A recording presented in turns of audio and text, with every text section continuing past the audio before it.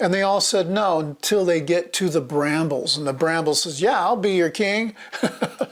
And essentially he's saying, Abimelech is bramble. He's worthless. He doesn't produce fruit. He doesn't do anything.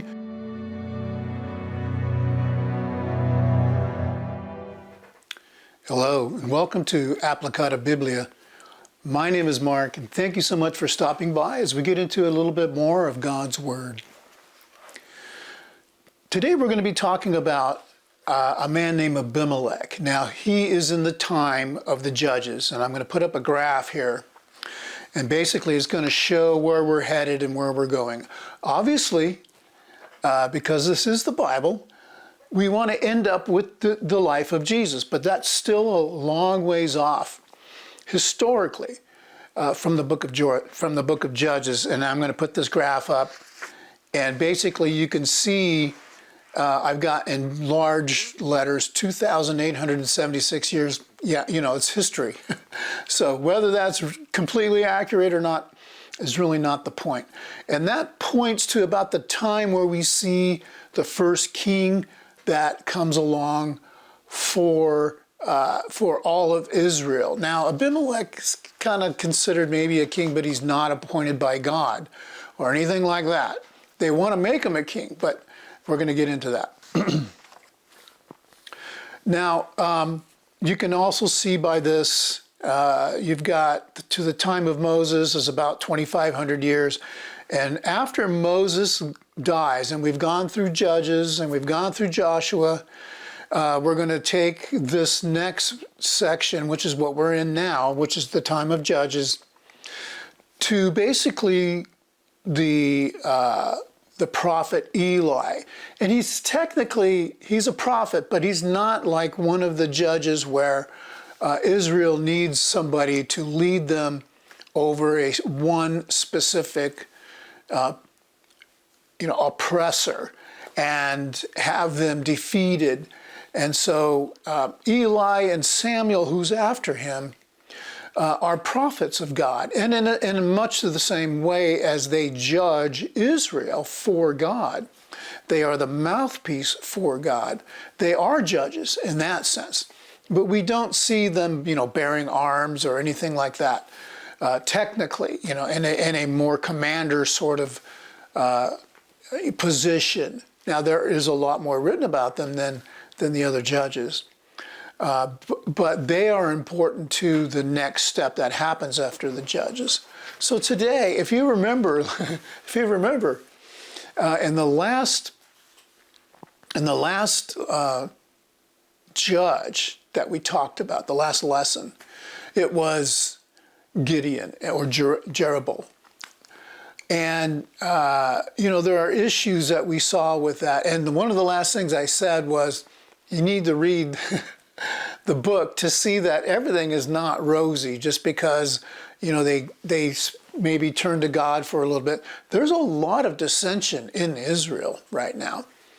And what the problem is, and we're going to see this later, that they want to look like the other nations.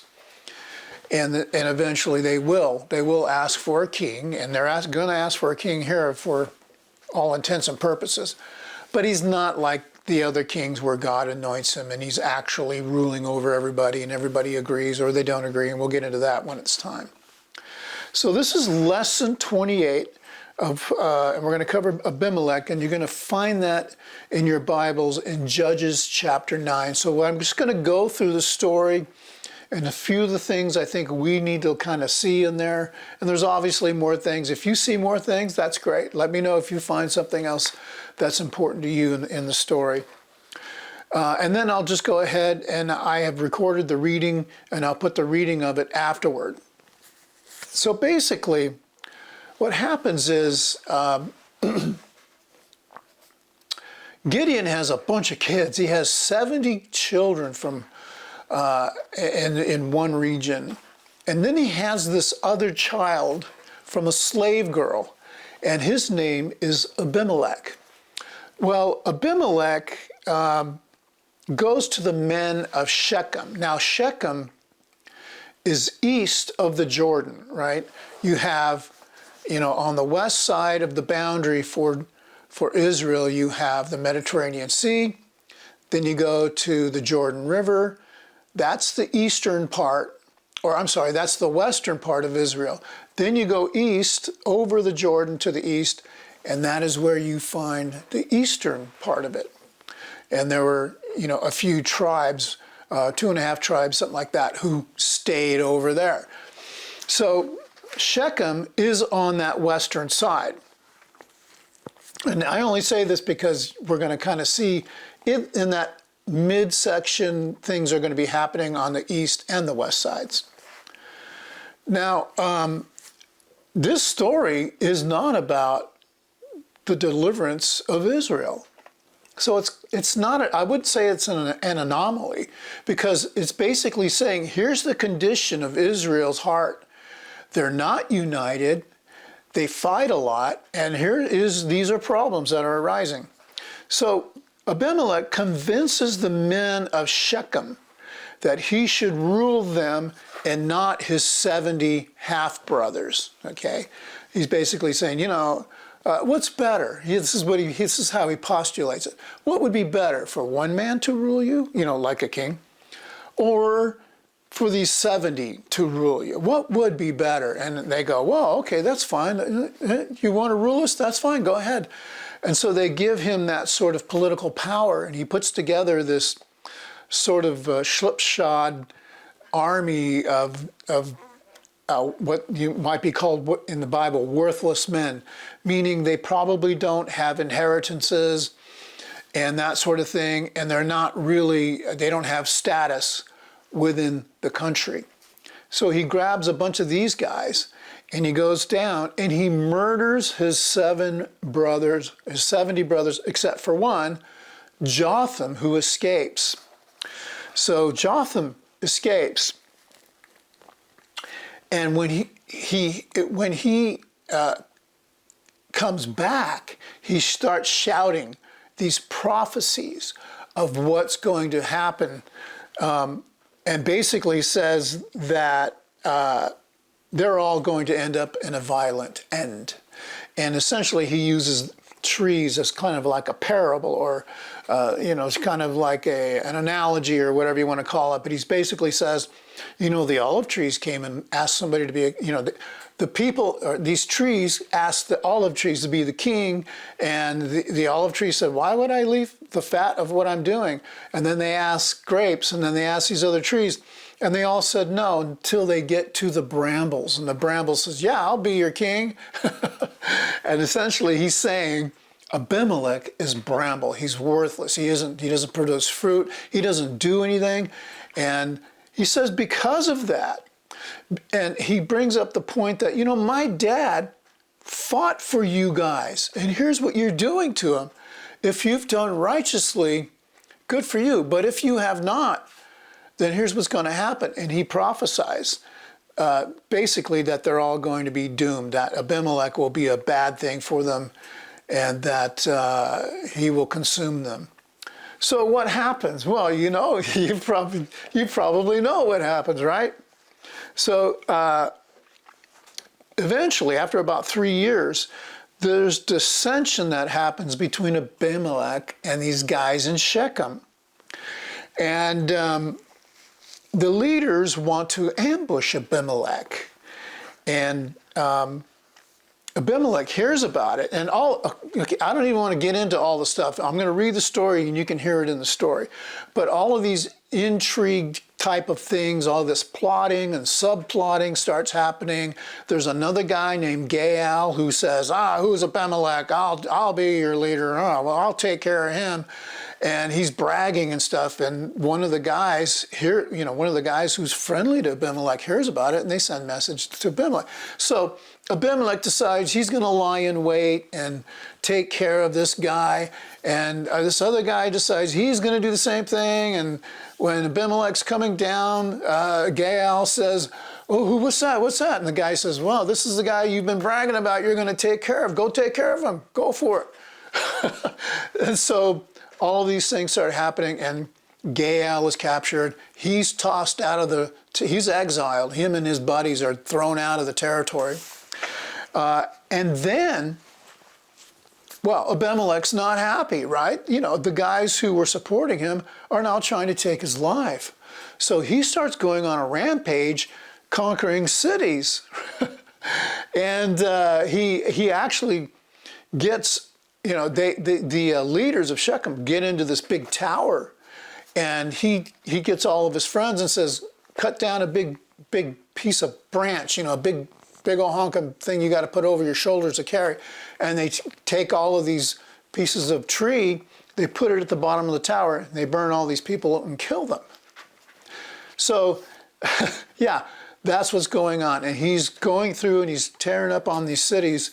He chases more people into this tower, and he goes over there to kill them.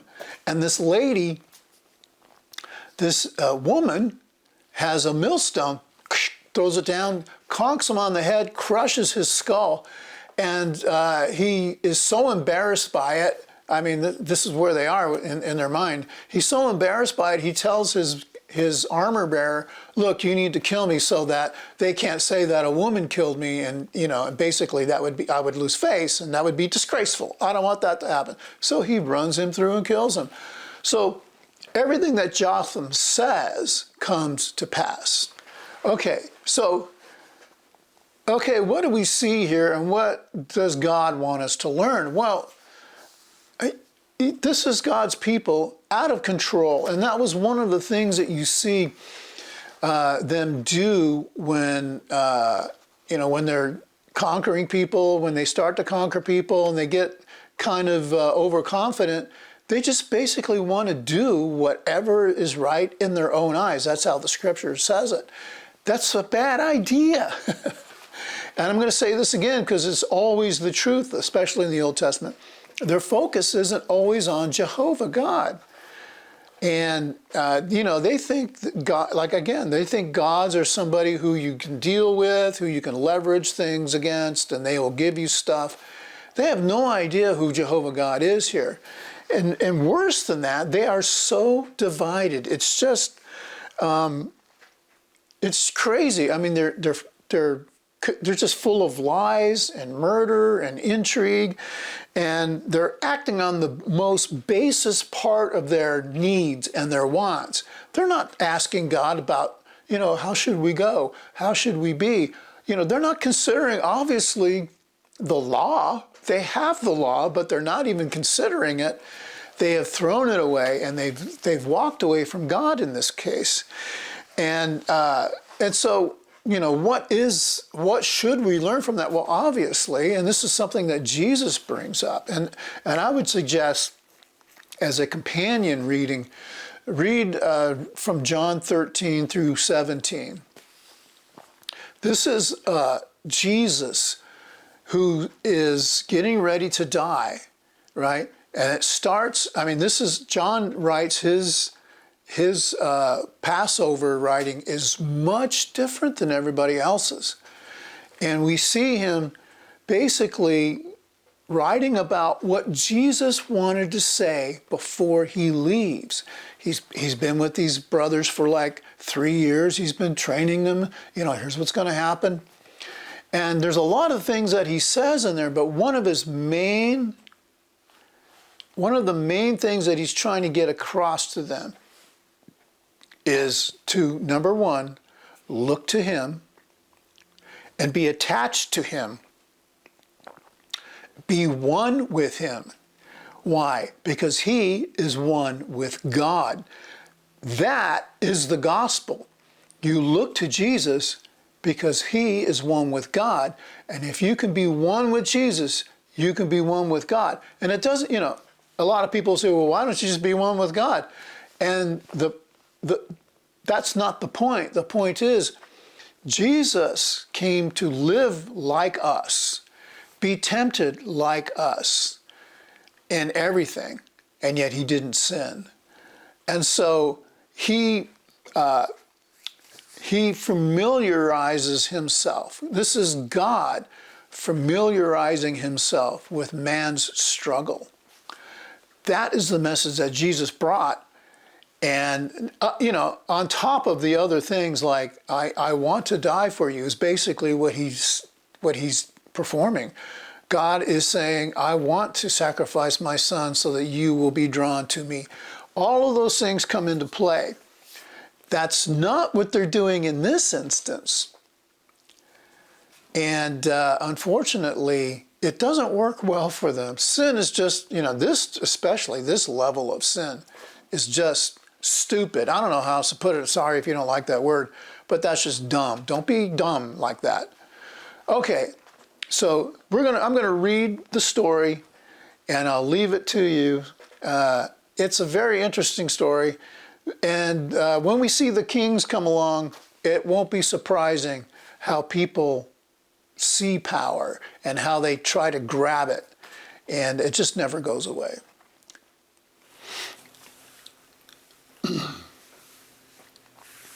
Judges chapter 9, starting at verse 1. And Abimelech, the son of Jerubbaal, went to Shechem, to his mother's brothers, and spoke with them, and to all the family of the house of his mother's father, saying, Please speak in the ears of all the leaders of Shechem, which is best for you, 70 men ruling over you, all the sons of Jerubbaal, or one man ruling over you? And you should remember that I am your bone and your flesh. And his mother's brothers spoke all these words about him in the ears of all the leaders of Shechem, and their heart inclined after Abimelech. For they said, He is our brother. And they gave him 70 silverlings out of the house of Baal Bereth. And Abimelech hired worthless and reckless men with him, and they went after him. And he sent into his father's house at Ophrah, and killed his brothers, the sons of Jerubbaal, 70 men on one stone. But Jotham, the youngest son of Jerubbaal, was left, for he had hidden. And all the leaders of Shechem were gathered together, and all the house at the house of Millo. And they came and caused Abimelech to reign as king at the oak of the outpost, which is in Shechem. And they told Jotham, and he went and stood on the top of Mount Gerizim. And he lifted up his voice and cried and said to them, Listen to me, leaders of Shechem, and God shall listen to you. Going to the trees, the trees went forth to anoint a king over them. And they said to the olive, Reign over us. And the olive said to them, Should I cease from my fatness, by which they honor God and man, and go hold sway over the trees? And the trees said to the fig, You come reign over us. And the fig said to them, Should I cease from my sweetness and my good fruit, and go hold sway over the trees? And the trees said to the vine, You come reign over us. And the vine said to them, Should I cease from my new vine, which rejoices God and men, and go hold sway over the trees? And all the trees said to the bramble bush, You come reign over us. And the bramble bush said to the trees, If you truly anoint me king over you, come seek refuge in my shade. And if not, let fire come out of the bramble bush and burn up the cedars of Lebanon. And now, if you have acted in truth and integrity when you made Abimelech king, and if you have done well with Jerubbaal and his house, and you have done to him as his hands did, in which my father fought for you and cast aside his life and delivered you from the hand of Midian, and you have today risen against my father's house, and have killed his sons, 70 men on one stone, and have made Abimelech, the son of his slave girl, king over the leaders of Shechem, because he is your brother. Yea, if in truth and in integrity you have acted towards Jerubbaal and his house today, rejoice in Abimelech, and he will rejoice, he and you If not, fire shall come out from Abimelech and consume the leaders of Shechem and the house of Millo, and fire shall come out of the leaders of Shechem and from the house of Millo and consume Abimelech. And Jotham hurried and fled and went to Beer and lived there away from the face of his brother Abimelech. And Abimelech ruled over Israel 3 years. And God sent an evil spirit between Abimelech and the leaders of Shechem. And the leaders of Shechem dealt treacherously with Abimelech, that the violence against Jeroboam's 70 sons, even their blood, might be put on their brother Abimelech, who killed them, and on the leaders of Shechem, who made his hands strong to kill his brothers. And the leaders of Shechem set men in ambush at the tops of the mountains, and they robbed all who passed by them on the highway. And it was told to Abimelech. And Gaal, the son of Ebed, and his brothers came, and they passed on into Shechem. And the leaders of Shechem trusted in him. And when they went out into the fields and gathered their vineyards and trod out and made a festival, and went into the house of their God and ate and drank and cursed Abimelech. And Gaal, the son of Ebed, said, "Who is Abimelech, and who is Shechem that we serve them? Is he not the son of Jerubbaal? And Zebul is his commander? Serve the men of Hamor, the father of Shechem. And why should we serve him? And who will give this people into my hand? Then I would remove Abimelech." And he said to Abimelech, "Multiply your army and come out." And Zebul, the leader of the city, heard the words of Gaal, the son of Ebed, and his anger glowed. And craftily he sent messengers to Abimelech, saying, "Behold, Gaal, the son of Ebed, and his brothers have come to Shechem.